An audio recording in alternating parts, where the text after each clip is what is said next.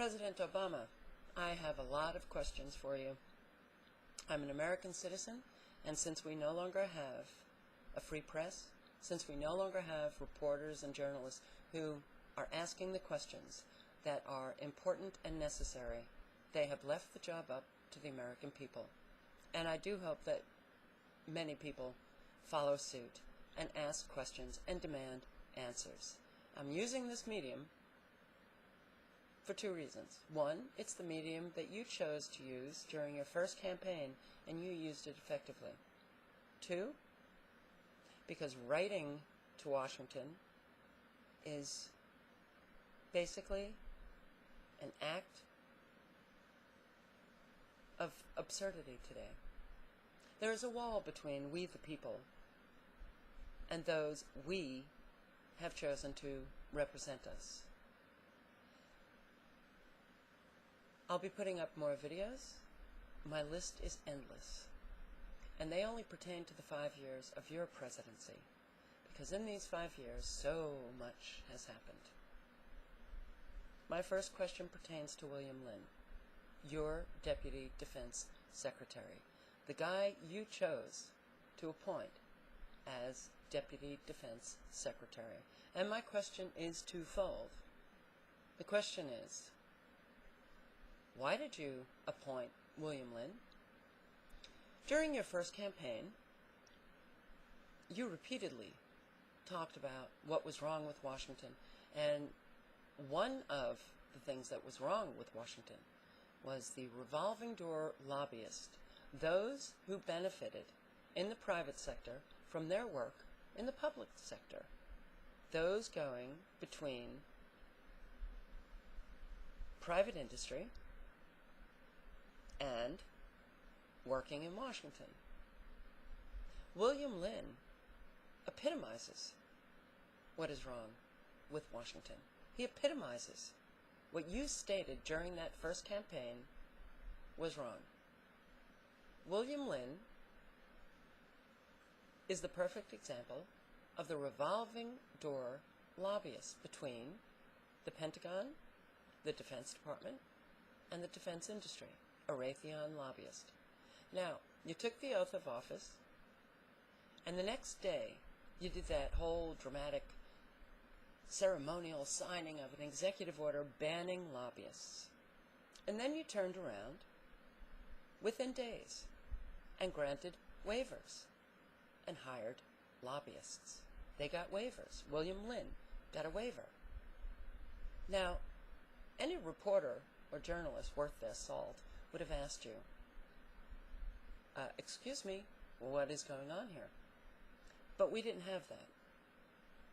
We had a liberal progressive media doing their yahoos for you signing an executive order that was a whole staged performance.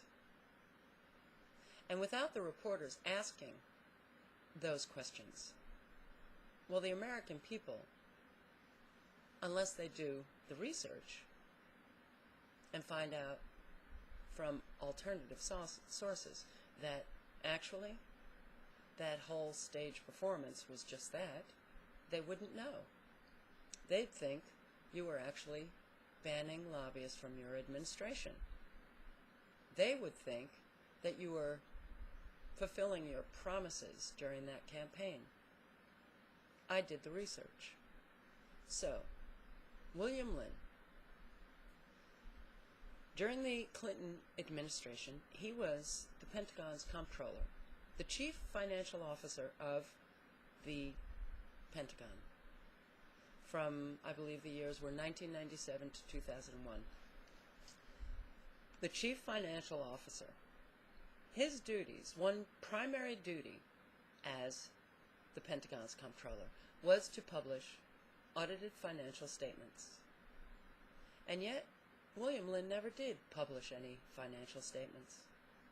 And under his watchful eye, the Pentagon reported in 1999 $2.3 trillion missing from the Pentagon.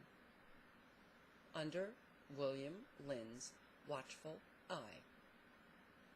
2000, the Pentagon reported another $1.1 trillion missing. Now that was a known fact. You knew it. So how is it that you could appoint the same man who didn't perform his duties and somehow went missing $3.4 trillion under his watchful eye? It seems to me that your judgment was a bit off. You see, if I had a company and my chief financial officer was not performing his main duties, I'd fire him. But if I had a chief financial officer who, well, somehow couldn't account for $2.3 trillion, I'd have questions. And if that chief financial officer couldn't answer my questions, I'd call the police. He'd be arrested. I wouldn't retain him. I wouldn't keep him in the same position so that I could report the next year another 1.1 trillion missing. So, that was your appointment as Deputy Defense Secretary. Somehow you thought he needed to be rewarded. He needed to come back into the Pentagon. In light of what is really an austerity plan that's taking place, yesterday I learned the military is ending the tuition assistance program for our servicemen and women. And that, what did it cost last year? $357 million? Well, that's paltry when you think of the missing trillions. Oh, off the subject a bit. In 2001, a year after the Pentagon reported the additional 1.1 trillion missing under William Lynn, Secretary Donald Rumsfeld reported on September 10, 2001, another 2.3 trillion missing from the Pentagon. That's a whole lot of money missing from the Pentagon. Never accounted for, never looked for. He reported that on September 10, 2001. Interesting that the next day, well, that was the most dramatic news day in our history in this country. 9/11 takes place. So, considering that none of this has been followed up by our mainstream media, I'm following up now. And what I would like answered is, how could you possibly think that William Lynn was an experienced and qualified person to be Deputy Defense Secretary? And why have you not asked William Lynn to take off a little bit of time from his duties as Deputy Defense Secretary and kind of look for that 3.4 trillion that went missing? Or perhaps he could now perform those duties that he didn't when he was comptroller. Perhaps now he could actually file those financial statements. And once that 3.4 trillion is missing, well, we'd be in a lot better shape, wouldn't we? You're asking the American people to sacrifice a whole lot, but you seem to feel that you still get to go golfing. Taxpayer money. What was that golfing trip to play golf with Tiger Woods cost? That cost nearly $1 million. And the lavish vacations that you're taking with your family, taxpayer money. We foot the bill. We pay your salary. And those vacations that your wife and kids are taking with their friends, do you really think that we should be paying for your wonderful lifestyle? And we are getting so tired, and so fed up. How many millions of Americans are suffering? Don't you think that $1 million weekend with Tiger Woods could have been used to help some American people?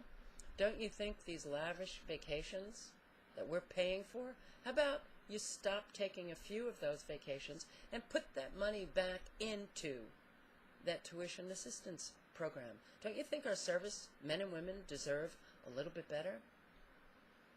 I don't like the fact that you appointed a man that could have stolen $3.4 trillion from the Pentagon. I'd like that money back. And I'd like the American people to start waking up and ask you directly questions, demanding answers, because, Mr. Obama, you do work for us. We don't work for you.